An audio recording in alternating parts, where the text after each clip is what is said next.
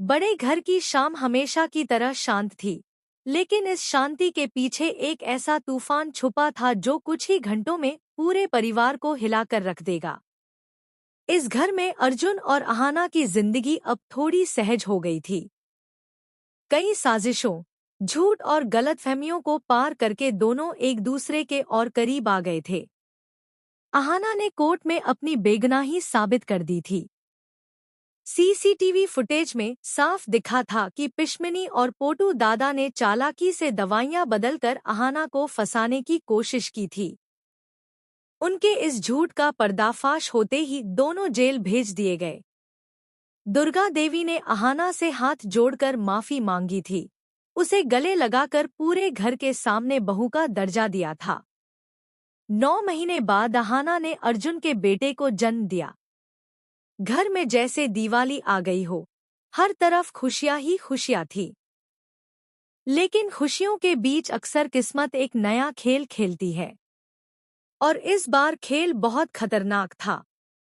अर्जुन और अहाना, जो अब एक दूसरे के साथ हर लम्हा बिताना चाहते थे, सोचते हैं कि क्यों ना थोड़ी देर के लिए घर के नियमों से दूर बाहर घूमने जाया जाए।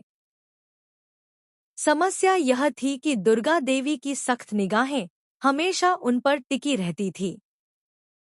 अर्जुन जानता था कि सीधे सीधे घूमने जाने की इजाजत मिलना नामुमकिन है, इसलिए उसने एक प्लान बनाया।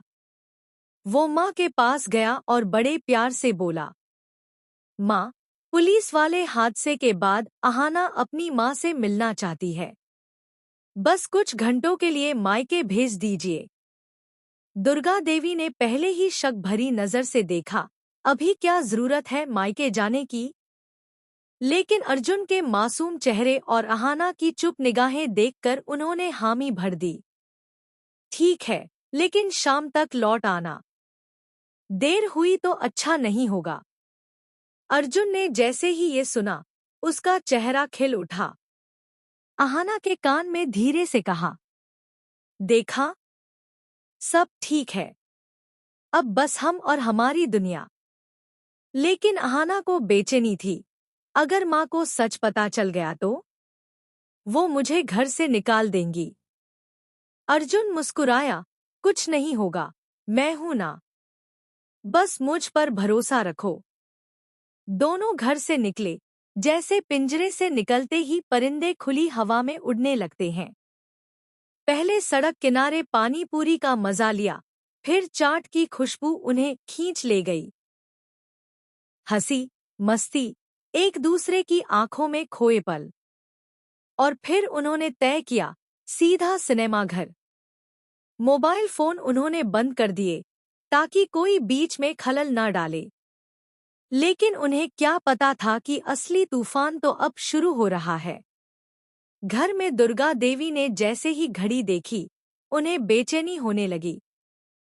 वो बार बार अर्जुन और अहाना को फोन करती रहीं, लेकिन दोनों का मोबाइल स्विच ऑफ था। शक गहराने लगा। तुरंत उन्होंने अहाना की माँ को फोन किया, अर्जुन और अहाना पहुंचे क्या? उधर से जवाब आया, नहीं, वो तो यहाँ आए ही नहीं। बस इतना सुनते ही दुर्गा देवी का चेहरा तमतमा उठा। उनकी आंखों में गुस्सा और दिल में धोखे की आग भर गई। मुझसे झूठ बोलने की हिम्मत। मायके जाने का बहाना बनाकर घूमने निकले हैं, इसकी सजा मिलेगी। उधर अर्जुन और अहाना बेखबर हॉल में फिल्म का मजा ले रहे थे। इधर घर में जैसे ज्वालामुखी फटने को तैयार था। शाम को जैसे ही दोनों लौटे, दरवाजे पर दुर्गा देवी उनका इंतजार कर रही थी। चेहरे पर गुस्सा, हाथ कमर पर और आंखें जैसे सवालों की बौछार कर रही हों। कहाँ थे तुम दोनों? मायके गए थे या घूमने? अहाना चुप रही। अर्जुन आगे बढ़ा, माँ, गलती मेरी है। मैंने अहाना को जबरदस्ती ले गया। लेकिन दुर्गा देवी का गुस्सा थमने का न